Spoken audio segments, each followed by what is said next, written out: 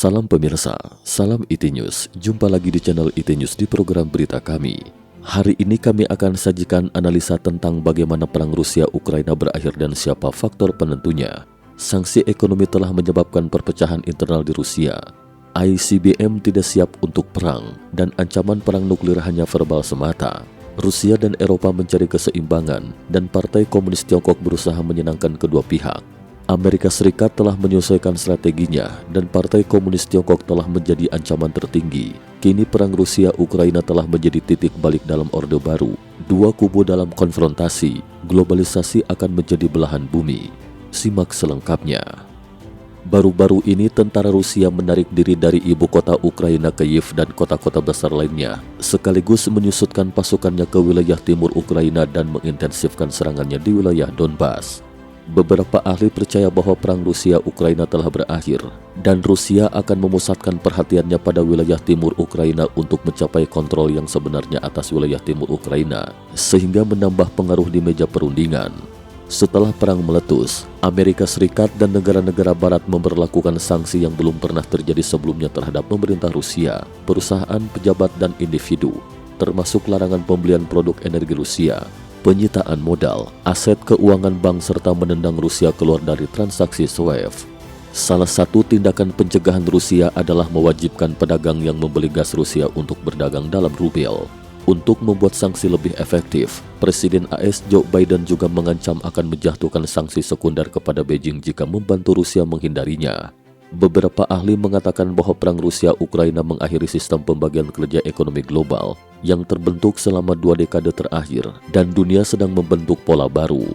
Cendekiawan He Qinglian baru-baru ini menulis di The Epoch Times bahwa perang Rusia-Ukraina memaksa pembagian kerja global untuk diatur ulang. Dalam artikelnya, He Qinglian mengatakan bahwa pada awal globalisasi itu terbatas pada tingkat ekonomi, tetapi di bawah pengaruh kiri Amerika, dua tuntutan utopis kemudian dimuat ke dunia barat. Satu adalah pasifisme dan yang lainnya adalah pembangunan hijau berdasarkan perubahan iklim. Energeisme dan perang Rusia-Ukraina menyatakan bahwa kedua mayoritas ini berada di ambang kebangkrutan.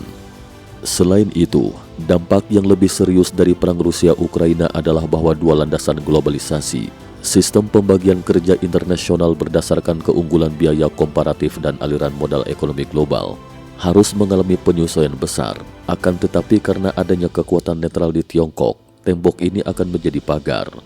He Qinglian menilai bahwa globalisasi yang dimulai setelah runtuhnya tembok Berlin akhirnya menjadi dua jenis ekonomi yang dipisahkan oleh pagar. Si San mengatakan bahwa perang Ukraina menandai titik balik lain di seluruh dunia yang disebut titik balik globalisasi, yaitu globalisasi telah menjadi setengah bola dan aturan ekonomi pasar dapat beroperasi di kubu tertentu, yaitu kubu barat.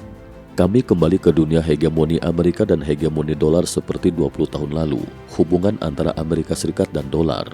Kata Antonio Grossevo, seorang analis ekonomi dan profesor ekonomi Tiongkok, mengatakan kepada Elite Forum, hal demikian berkembang sebagai akibat dari konflik ini.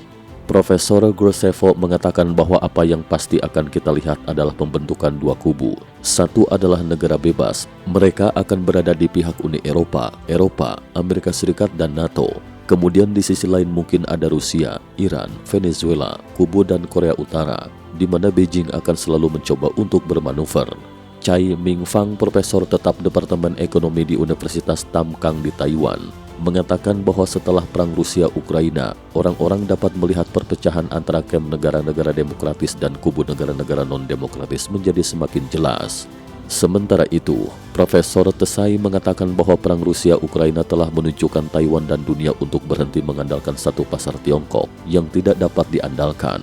Profesor Tsai percaya bahwa dalam jangka panjang, negara-negara kubu komunis akan menjadi pecundang dalam perang Rusia-Ukraina, sedangkan negara-negara kubu demokrasi pasti akan menang. Program TV baru Forum Elite yang diluncurkan oleh NTD dan The Epoch Times pada akhir tahun lalu adalah forum TV kelas atas yang berbasis di dunia Tiongkok. Program ini akan mempertemukan para elit dari semua lapisan masyarakat di seluruh dunia, fokus tentang topik hangat, menganalisis tren umum dunia, dan memberikan audiensi masalah sosial terkini yang relevan dan pengamatan mendalam tentang kebenaran sejarah. Edisi Forum Elite ini berfokus pada dampak perang Ukraina pada sistem globalisasi pasca Perang Dingin, dan mengeksplorasi tatanan dunia baru pasca perang dan peran Tiongkok di dalamnya.